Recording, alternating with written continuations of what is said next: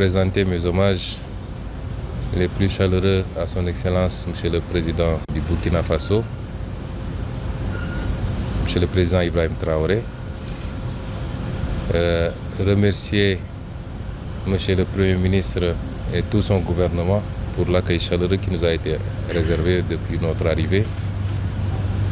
Lui transmettre les salutations de tout le peuple sénégalais, à la tête duquel son Excellence Monsieur le Président Bassirou Diomaye Diakhar Faye, qui a bien voulu autoriser cette mission sur invitation de mon homologue du Burkina Faso pour deux objectifs. D'abord, une visite pour participer à la célébration d'un grand et digne fils de l'Afrique. Le capitaine Ibrahim Traoré vient de recevoir en audience le Premier ministre Ousmane Sonko officiellement en terre burkinabé. Cette rencontre vient d'avoir lieu. Je pense qu'il peut y en avoir des leçons très importantes à tirer.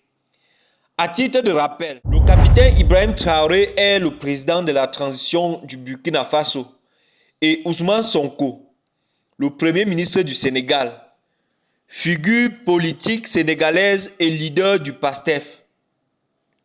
Alors, la rencontre entre ces deux hommes pourrait avoir des implications politiques solides et également symboliques selon le contexte actuel de la scène politique sur la sphère africaine. Sur invitation de mon homologue du Burkina Faso, pour deux objectifs. D'abord, une visite pour participer à la célébration d'un grand et digne fils de l'Afrique, d'un leader qui illumine depuis quelques décennies tous les combats patriotiques, panafricanistes et souverainistes du continent, c'est-à-dire le regretté président Thomas Sankara. Alors, que cache cette rencontre emblématique entre les deux hommes, le capitaine Ibrahim Traoré et Ousmane Sonko? C'est ce que nous allons essayer de démontrer dans cette vidéo.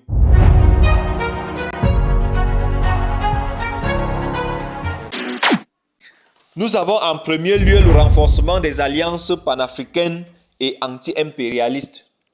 Ceci est d'autant vrai puisque les deux hommes partagent un discours souverainiste, critique envers l'influence française en Afrique.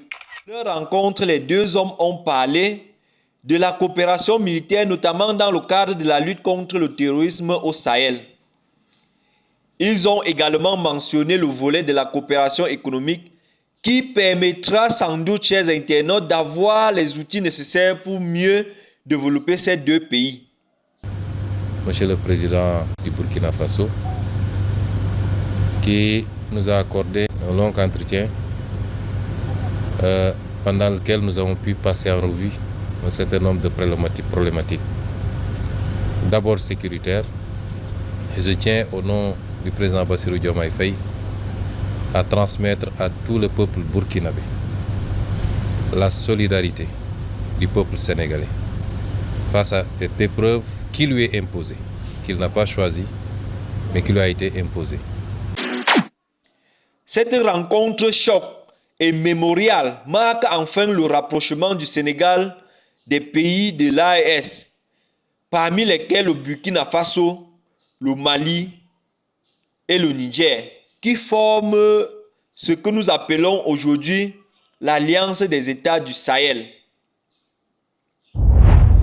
Cette rencontre choc pourrait être le signe des échanges sur les transitions politiques de ces deux nations. Je m'explique.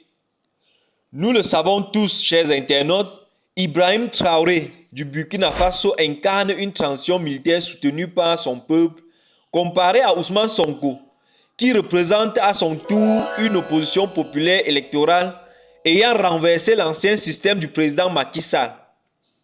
Ces deux hommes pourraient bien s'entendre sur le modèle de gouvernance que génère la révolution populaire incarnée par le Premier ministre Ousmane Sonko du Sénégal et le leadership militaire imposé par son homologue burkinabé. La controverse que crée cette rencontre historique. Nous savons que le Sénégal, sous le régime Macky Sall, et ses prédécesseurs étaient vraiment proches de l'Occident. Cette rencontre très visible avec le chef de la révolution burkinabé pourrait être mal vue par l'Occident qui reste trop critique des régimes révolutionnaires en Afrique. La CEDEAO, dont le Sénégal reste membre, est également trop critique envers le modèle du leadership militaire imposé par les hommes forts de l'Union des États du Sahel. Cette rencontre choc entre le capitaine Ibrahim Traoré et le premier ministre sénégalais Ousmane Sonko marque également le symbole de la jeunesse africaine en rupture avec l'ancien système. Ce n'est un secret pour personne. Les deux leaders sont jeunes et très populaires auprès des jeunes pour leur discours. Le capitaine Ibrahim Traoré est né en 1988, donc il n'a que 35 ans. C'est d'ailleurs le plus jeune chef d'État en exercice en Afrique, arrivé au pouvoir en septembre 2022. Par ailleurs, Ousmane Sonko du Sénégal est né le 15 juin 1974, donc âgé de 49 ans. Cette rencontre visiblement de la jeunesse africaine marque ou encore donne une marque de fabrique pour l'émergence d'une nouvelle génération de dirigeants africains. Comme a si bien martelé Ousmane Sonko, nos destins sont liés par le contexte et la géographie, la solidarité, l'unité, les exigences économiques des peuples africains. Ce qui est important, c'est l'ouverture que nous avons sentie, la disponibilité. Nous ne sommes plus dans un monde fermé, a fortiori dans une sous-région. Et nous les remercions pour cette écoute, cette attention, ce témoignage de solidarité, de fraternité avec le peuple sénégalais et avec son frère, le président Bassirou Diomaye Diakhar Faye.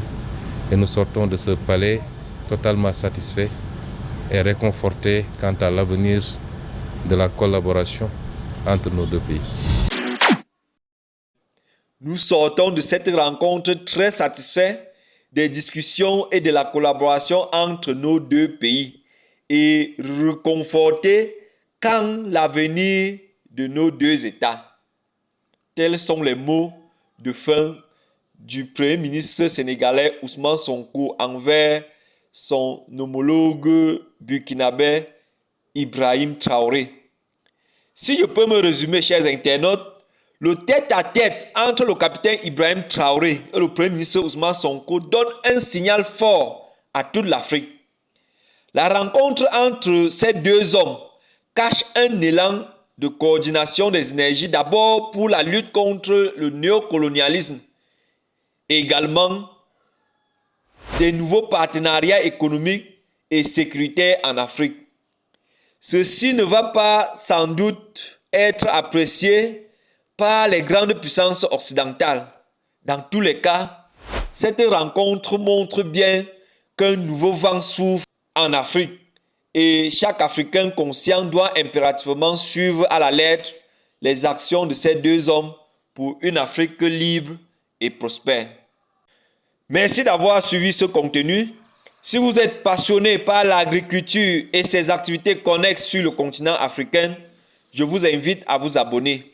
Likez et partagez le contenu de cette vidéo pour éduquer un proche. C'était Ernest Liontin. Merci et à très bientôt.